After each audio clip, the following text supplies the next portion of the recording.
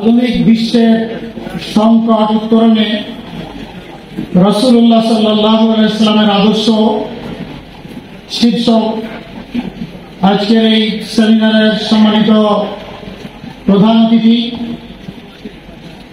বিশেষ অতিথি, আজ গোটা বিশ্ব নানামুখী সংকটের মধ্যে নিপতিত রয়েছে। অশান্তির যে দাবানল এটা সর্বত্র আজ ছড়িয়ে পড়েছে।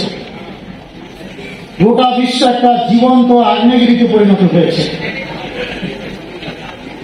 কে কতটা ক্ষমতাধর, কার মারণাস্ত্রের সংখ্যা এবং পরিমাণ কত বেশি,